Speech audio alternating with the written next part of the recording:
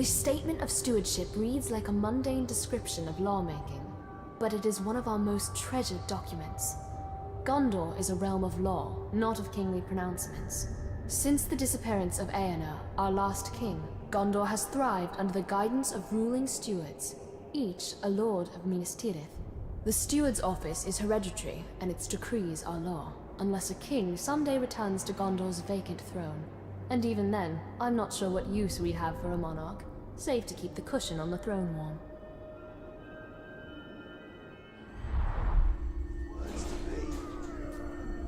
These were the words that freed Gondor from its kings. And yet the steward rules from a throne room, does he not? It's scarcely different.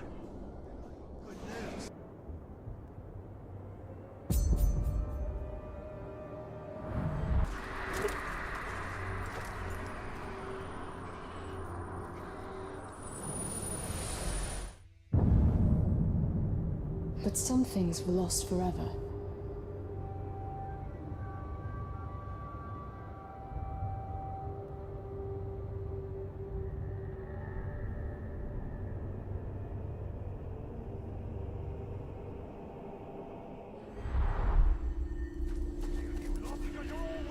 What did this device do? Probably nothing. The Numenoreans experimented too much and perfected too little.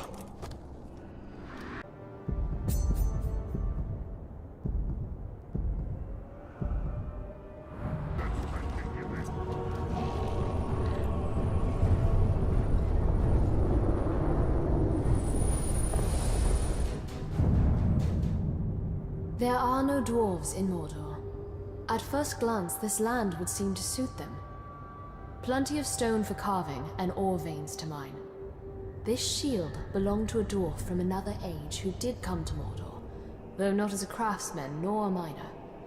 Now that Minas Ithil no longer contains the orcs within Mordor, the dwarves will have to put down chisel and hammer and pick up their shields once more.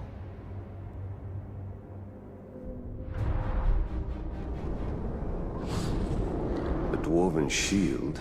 But where are the dwarves? Deep underground, coveting their treasure, no doubt.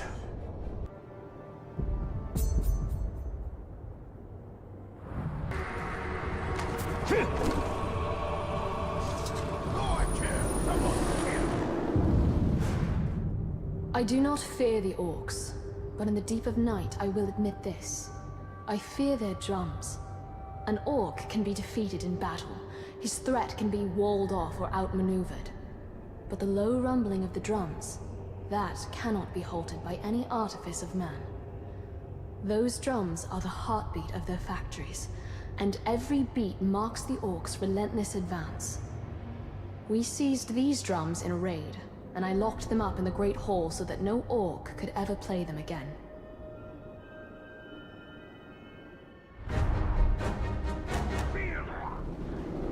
So the orcs have musicians among them? Hardly. Uruks are made for warfare, not artistry.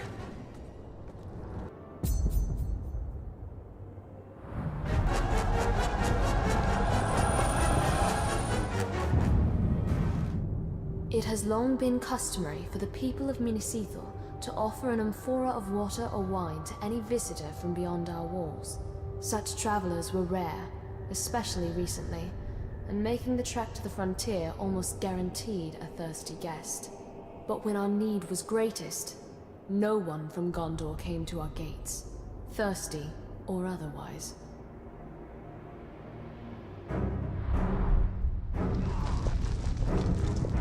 This amphora, it is older than it appears. Just as well we reclaimed it then. The orcs would sully it with their grog.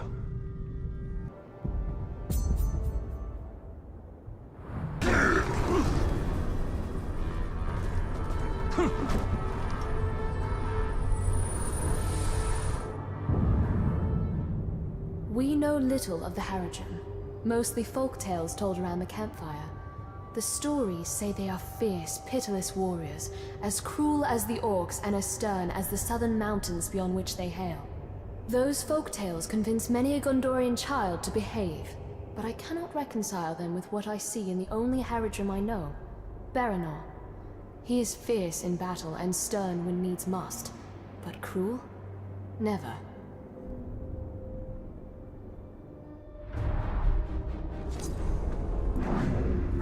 Such strange clothing. And yet to the men of the South, it is as ordinary as your tunic. Only distance makes this precious. That's very long once we get to Haradrim. It is a fundamental truth of Mordor. The Orcs have been here far longer than men. Far longer than the Dark Lord himself, even. This place belongs to them, and in their own way, the Orcs revere their heritage. We found this sword in a crude shrine, after all. Yet imagine what the Orcs and Mordor could become if freed of the Dark Lord's corruption.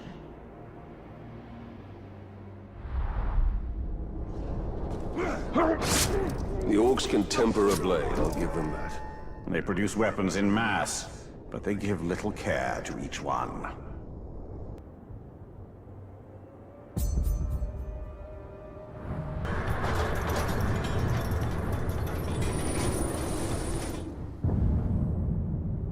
Minas Ithil held many treasures far grander than this necklace, though none more precious to me. When I was a little girl, I would sneak into the Great Hall and take this necklace from its locked cabinet, thanks to a loose latch that only a child's hand could reach. For hours, I would admire myself in the mirror, imagining myself an elegant lady of Gondor, much like my mother must have been. My father caught me eventually, but as punishment, I received only a lecture. Perhaps he didn't mind seeing his daughter in such finery.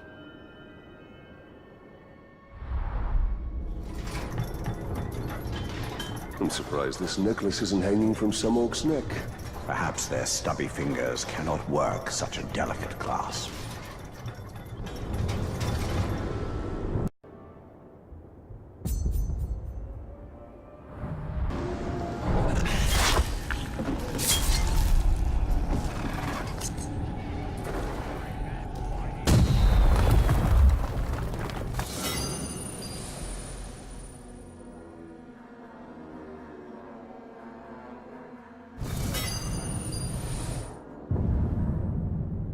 The Analects of Ruvenia is a collection of advice from a long-ago Gondorian swordsman.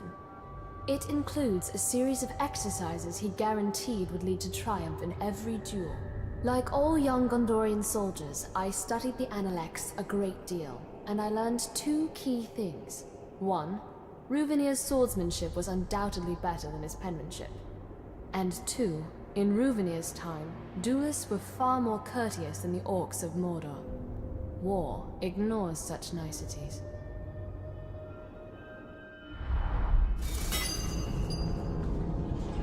A treatise on fine swordsmanship. All too rare in these times. Such grace is lost on the denizens of Mordor.